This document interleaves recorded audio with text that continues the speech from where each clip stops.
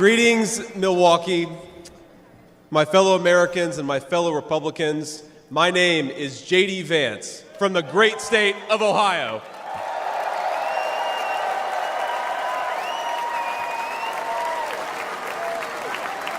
Tonight,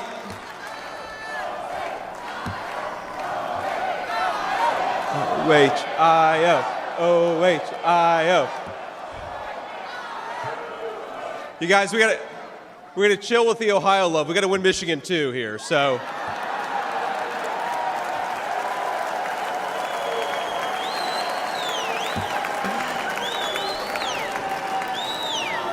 My friends, tonight is a night of hope, a celebration of what America once was, and with God's grace, what it will soon be again.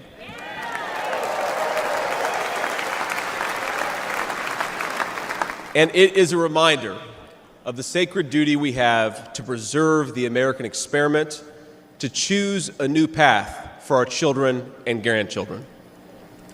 But as we meet tonight, we cannot forget that this evening could have been so much different. Instead of a day of celebration, this could have been a day of heartache and mourning. For the last 8 years, President Trump has given everything he has to fight for the people of our country.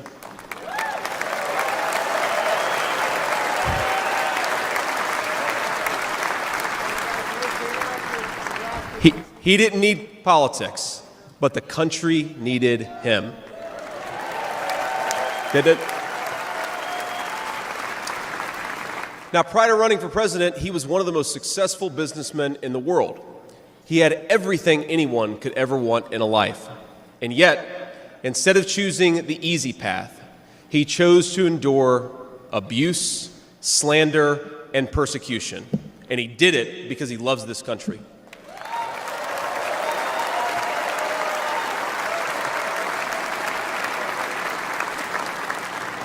I want all Americans to go and watch the video of a would-be assassin coming a quarter of an inch from taking his life.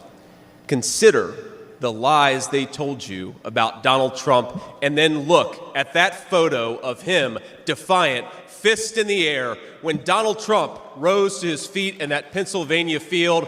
All of America stood with him.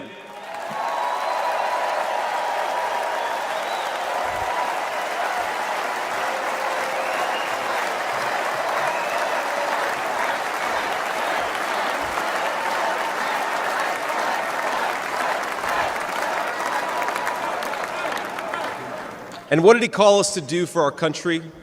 To fight for America. Even in his most perilous moment, we were on his mind. His instinct was for us, for our country, to call us to something higher, to something greater, to once again be citizens who ask what our country needs of us. Now consider what they said. They said he was a tyrant. They said he must be stopped at all costs. But how did he respond? He called for national unity, for national calm, literally right after an assassin nearly took his life.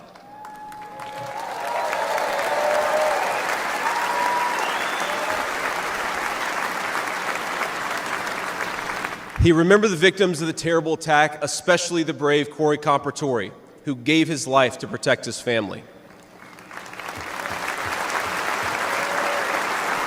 God bless him.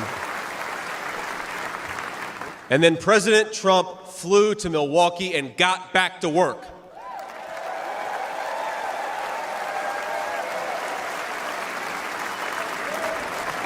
Now that's the man I've gotten to know personally over the last few years.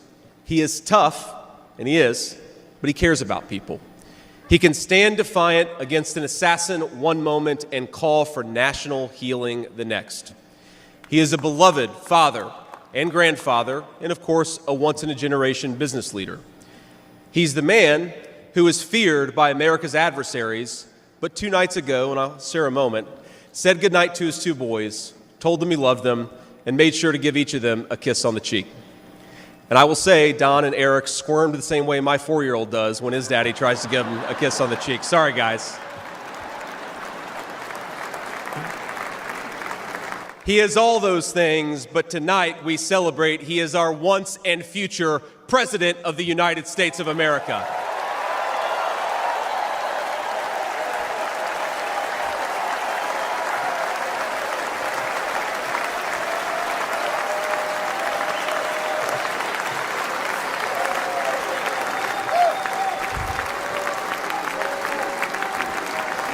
Now,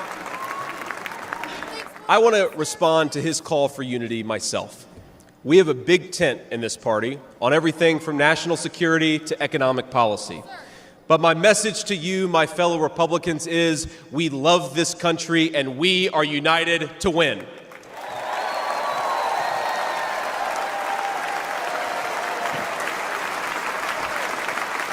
Right.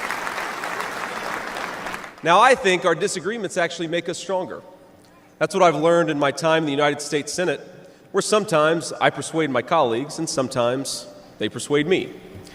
And my message to my fellow Americans, those watching from across the country, is shouldn't we be governed by a party that is unafraid to debate ideas and come to the best solution?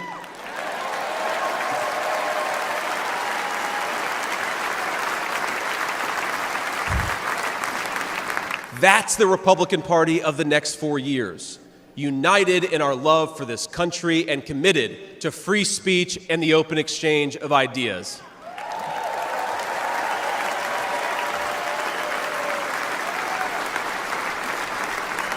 And so tonight, Mr. Chairman, I stand here humbled, and I'm overwhelmed with gratitude to say I officially accept your nomination to be Vice President of the United States of America.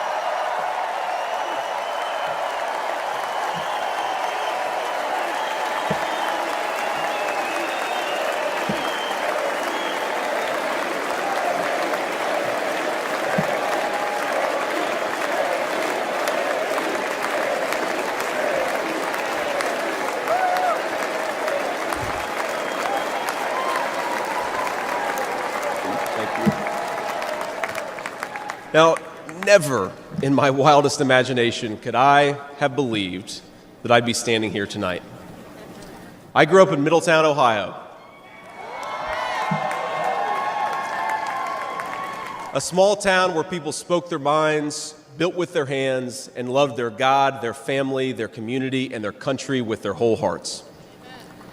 But it was also a place that had been cast aside and forgotten by America's ruling class in Washington. When I was in the 4th grade, a career politician by the name of Joe Biden supported NAFTA, a bad trade deal that sent countless good jobs to Mexico. When I was a sophomore in high school, that same career politician named Joe Biden gave China a sweetheart trade deal that destroyed even more good American middle-class manufacturing jobs. When I was a senior in high school, that same Joe Biden supported the disastrous invasion of Iraq, and at each step of the way, in small towns like mine in Ohio or next door in Pennsylvania or Michigan, in states all across our country, jobs were sent overseas and our children were sent to war. And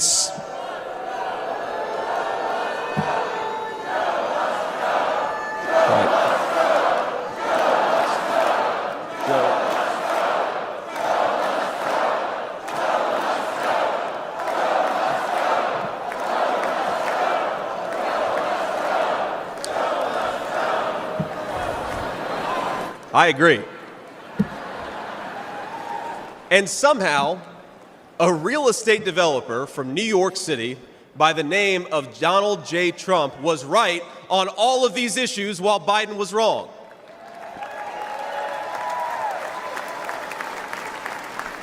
President Trump knew even then that we needed leaders who would put America first.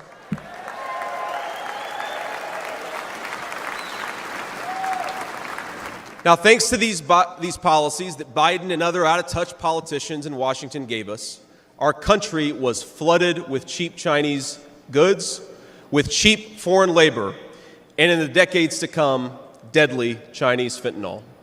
Joe Biden screwed up, and my community paid the price. Now, I was lucky. Despite the closing factories and the growing addiction in towns like mine, in my life, I had a guardian angel by my side. She was an old woman who could barely walk, but she was tough as nails. I called her Mamaw, the name we hillbillies gave to our grandmothers.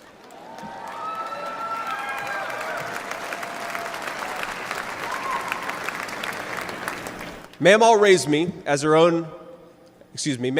me as my mother struggled with addiction. Mamaw was in so many ways a woman of contradiction. She loved the Lord, ladies and gentlemen. She was a woman of very deep Christian faith.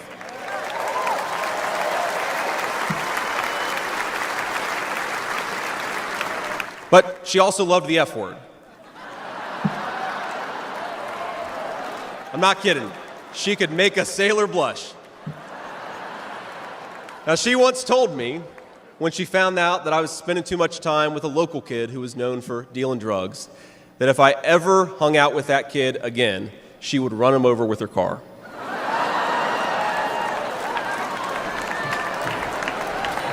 That's true. And she said, JD, no one will ever find out about it.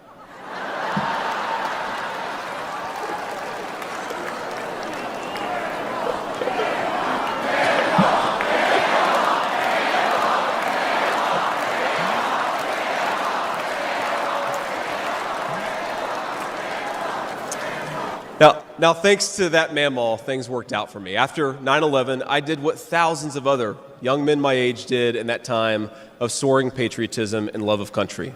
I enlisted in the United States Marines.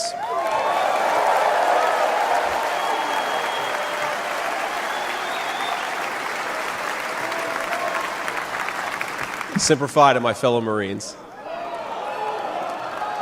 Now, I left the Marines after 4 years and went to The Ohio State University.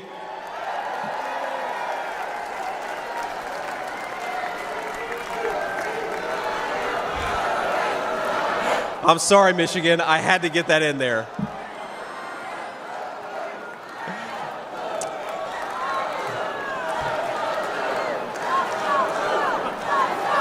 Come on. We've had enough political violence. Now, after Ohio State, I went to Yale Law School, where I met my beautiful wife. And then I started businesses to create jobs in the kind of places that I grew up in. Now, my work taught me that there is still so much talent and grit in the American heartland. There really is. But for these places to thrive, my friends, we need a leader who fights for the people who built this country.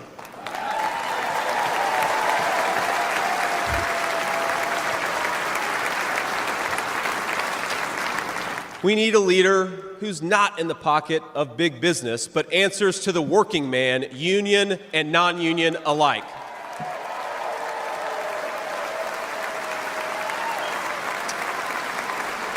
A leader who won't sell out to multinational corporations, but will stand up for American companies and American industry.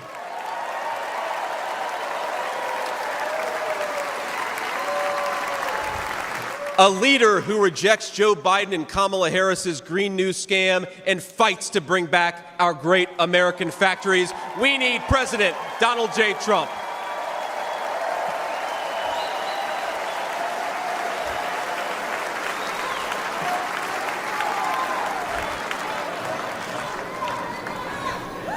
Some people tell me I've lived the American dream, and of course they're right, and I'm so grateful for it. But the American dream that always counted most was not starting a business or becoming a senator or even being here with you fine people, though it's pretty awesome.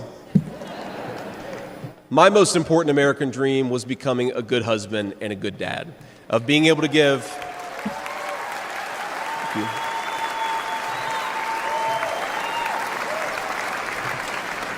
I wanted to give my kids the things that I didn't have when I was growing up, and that's the accomplishment that I'm proudest of. That tonight, I'm joined by my beautiful wife, Usha, an incredible lawyer and a better mom, and our three beautiful kids, Ewan, who's 7, Vivek, who's 4, and Mirabelle, who's 2. Now, they're back at the hotel, and kids, if you're watching, Daddy loves you very much, but get your butts in bed. It's 10 o'clock. But my friends, things did not work out well for a lot of kids I grew up with. Every now and then, I will get a call from a relative back home who asks, "Did you know so-and-so?" And I'll remember a face from years ago, and then I'll hear, "They died of an overdose." As always, America's ruling class wrote the checks. Communities like mine paid the price. For decades, that divide between the few with their power and comfort in Washington and the rest of us only widened. From Iraq to Afghanistan, from the financial crisis to the Great Recession, from open borders to stagnating wages, the people who govern this country have failed and failed again.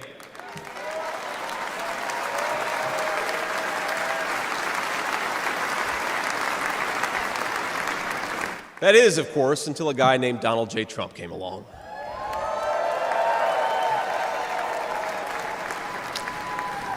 President Trump represents America's last best hope to restore what, if lost, may never be found again.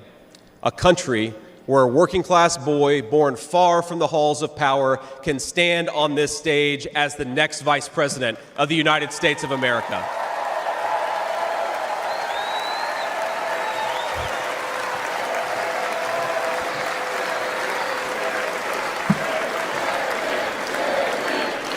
You guys.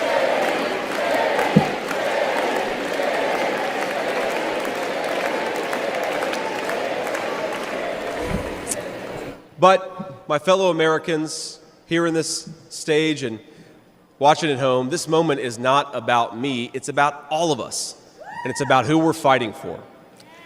It's about the auto worker in Michigan wondering why out-of-touch politicians are destroying their jobs. It's about the factory worker in Wisconsin who makes things with their hands and is proud of American craftsmanship.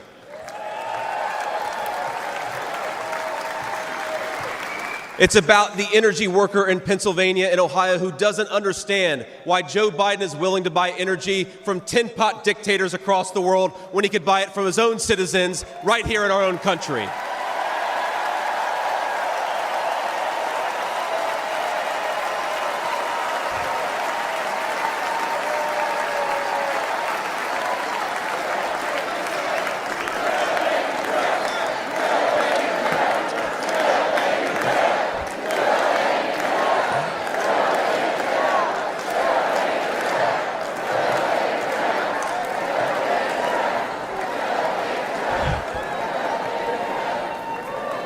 You guys are a great crowd.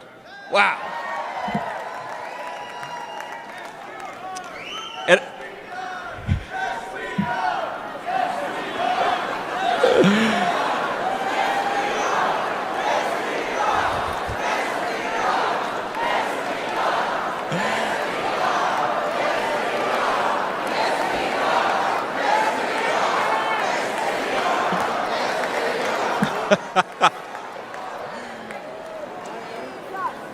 And it's about, our movement is about single moms like mine who struggled with money and addiction but never gave up.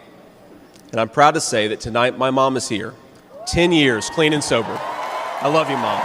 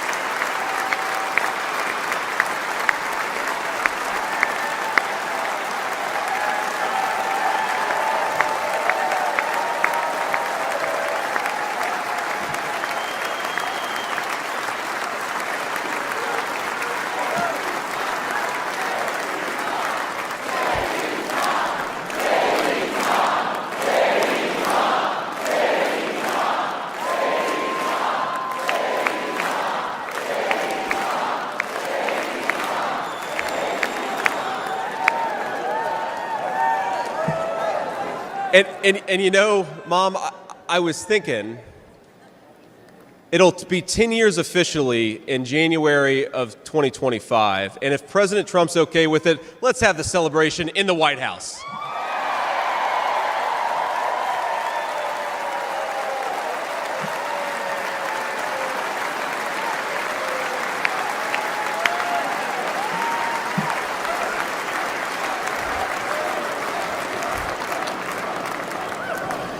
And our movement, ladies and gentlemen, it's about grandparents all across this country who are living on Social Security and raising grandchildren they didn't expect to raise. And while we're on the topic of grandparents, let me tell you another mamaw story. Now, my mamaw died shortly before I left for Iraq in 2005. And when we went through her things, we found 19 loaded handguns. They were...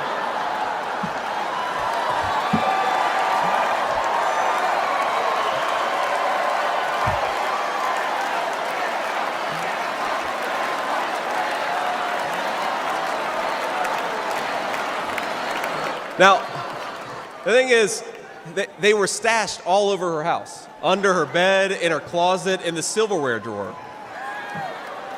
And we wondered what was going on, and it occurred to us that towards the end of her life, Mamaw couldn't get around so well.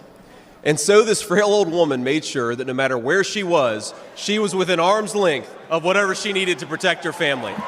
That's who we fight for. That's American spirit.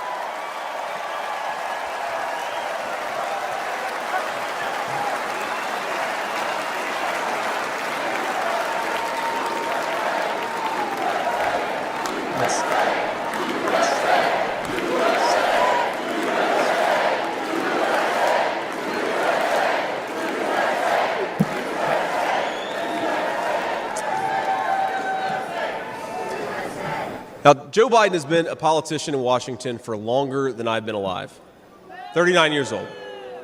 Kamala Harris is not much further behind.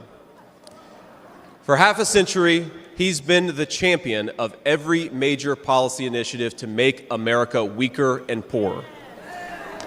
And in 4 short years, Donald Trump reversed decades of betrayals inflicted by Joe Biden and the rest of the corrupt Washington insiders.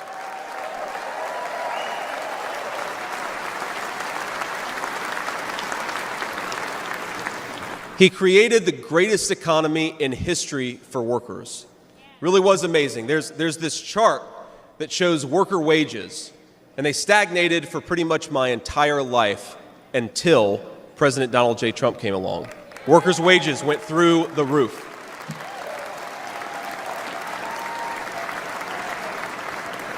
And just imagine what he's going to do when we give him 4 more years.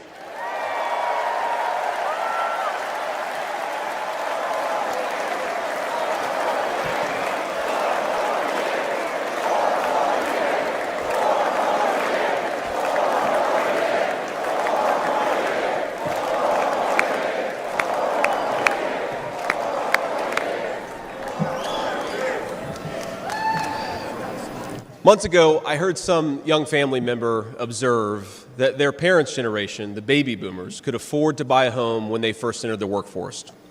But I don't know, this person observed, if I'll ever be able to afford a home. The absurd cost of housing is the result of so many failures, and it reveals so much about what's broken in Washington. I can tell you exactly how it happened. Wall Street barons crashed the economy, and American builders went out of business. As tradesmen scrambled for jobs, houses stopped being built. The lack of good jobs, of course, led to stagnant wages. And then the Democrats flooded this country with millions of illegal aliens. So citizens had to compete with people who shouldn't even be here for precious housing.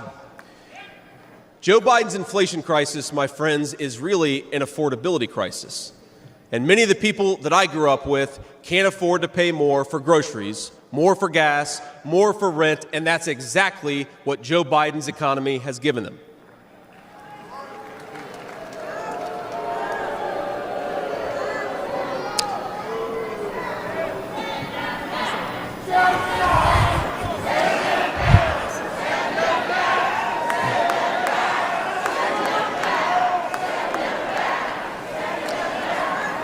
So prices soared, dreams were shattered, and China and the cartels sent fentanyl across the border, adding addiction to the heartache.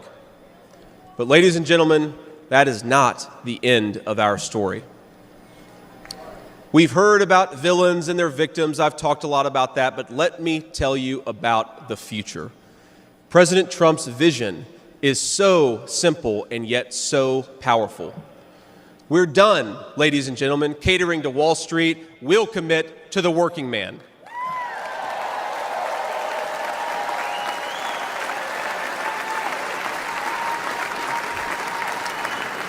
We're done importing foreign labor. We're going to fight for American citizens and their good jobs and their good wages.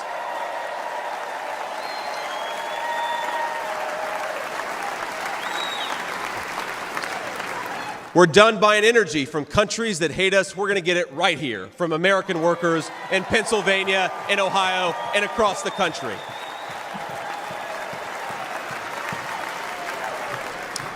We're done sacrificing supply chains to unlimited global trade, and we're going to stamp more and more products with that beautiful label, Made in the USA.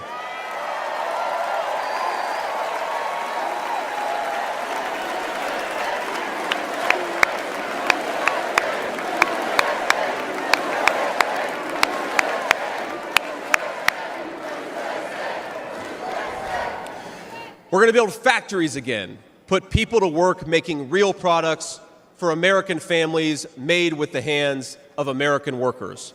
Together, we will protect the wages of American workers and stop the Chinese Communist Party from building their middle class on the backs of American citizens.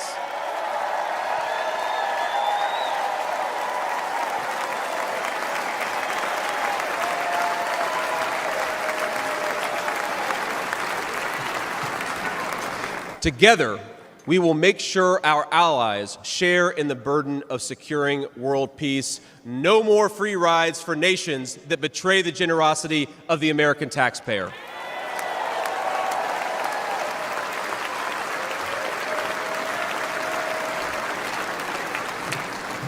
Together, we will send our kids to war only when we must. But as President Trump showed with the elimination of ISIS and so much more, when we punch, we're going to punch hard.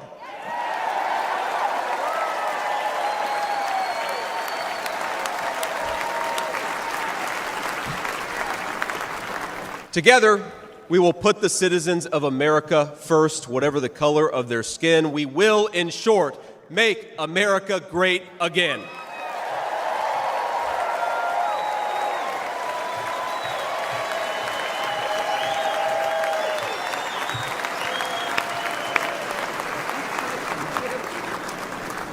You know, one of the things that you hear people say sometimes is that America is an idea.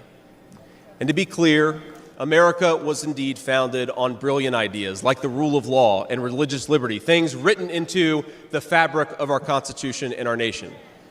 But America is not just an idea.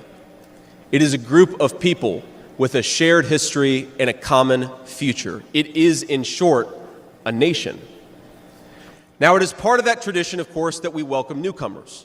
But when we allow newcomers into our American family, we allow them on our terms.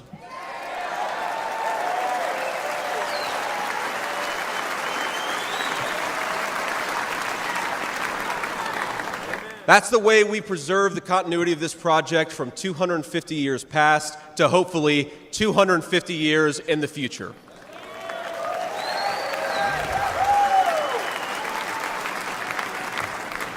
And let me illustrate this with a story, if I may. I'm, of course, married to the daughter of South Asian immigrants to this country. Incredible people. People who genuinely have enriched this country in so many ways. And, of course, I'm biased because I love my wife and her family, but it's true. Now, when I proposed to my wife, we were in law school, and I said, honey, I come with $120,000 worth of law school debt and a cemetery plot on a mountainside in eastern Kentucky.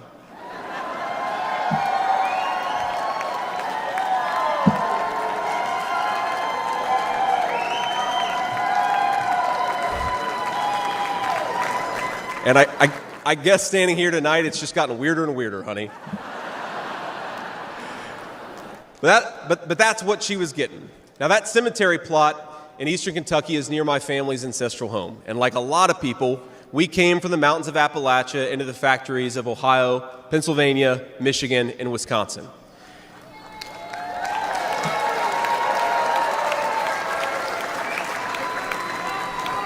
Now that's Kentucky coal country, one of the 10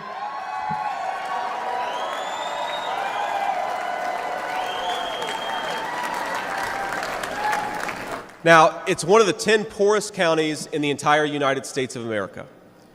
They are very hardworking people, and they're very good people. They're the kind of people who would give you the shirt off their back even if they can't afford enough to eat. And our media calls them privileged and looks down on them. But they love this country, not only because it's a good idea, but because in their bones they know that this is their home.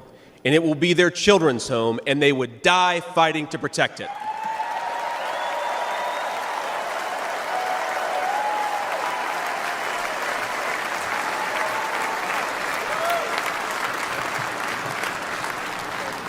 That is the source of America's greatness. As a United States Senator, I get to represent millions of people in the great state of Ohio with similar stories, and it is the great honor of my life. Now, in that cemetery, there are people who were born around the time of the Civil War. And if, as I hope, my wife and I are eventually laid to rest there, and our kids follow us, there will be 7 generations just in that small mountain cemetery plot in eastern Kentucky.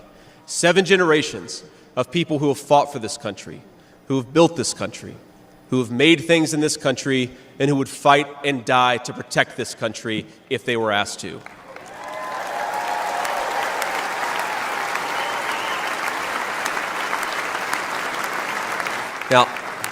Now that's not just an idea, my friends. That's not just a set of principles. Even though the ideas and the principles are great, that is a homeland. That is our homeland.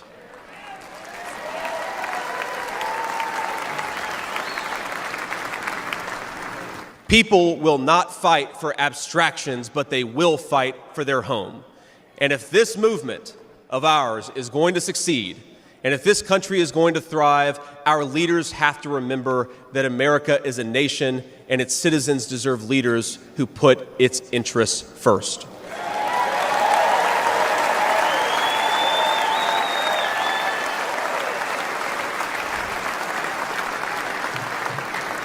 Now, we won't agree on every issue, of course, not even in this room.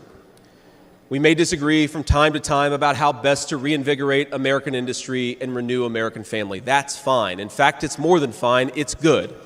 But never forget that the reason why this united Republican Party exists, why we do this, why we care about those great ideas and that great history, is that we want this nation to thrive for centuries to come.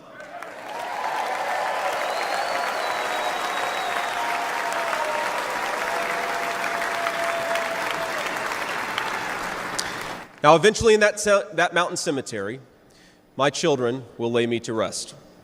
And when they do, I would like them to know that thanks to the work of this Republican Party, the United States of America is as strong and as proud and as great as ever.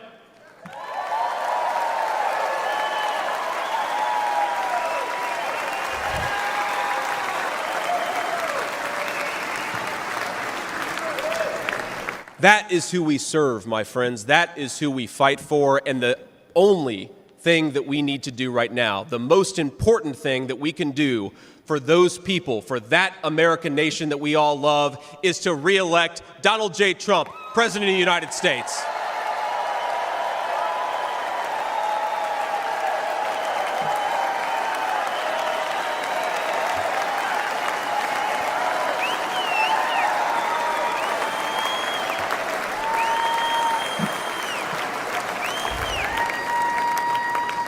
Mr. President, I will never take for granted the trust you have put in me. And what an honor it is to help achieve the extraordinary vision that you have for this country. Now, I pledge to every American, no matter your party, I will give you everything I have to serve you and to make this country a place where every dream you have for yourself, your family, and your country will be possible once again.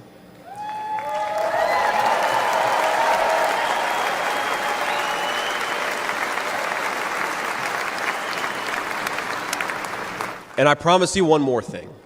To the people of Middletown, Ohio, and all the forgotten communities in Michigan, Wisconsin, Pennsylvania, and Ohio, and every corner of our nation, I promise you this: I will be a vice president who never forgets where he came from.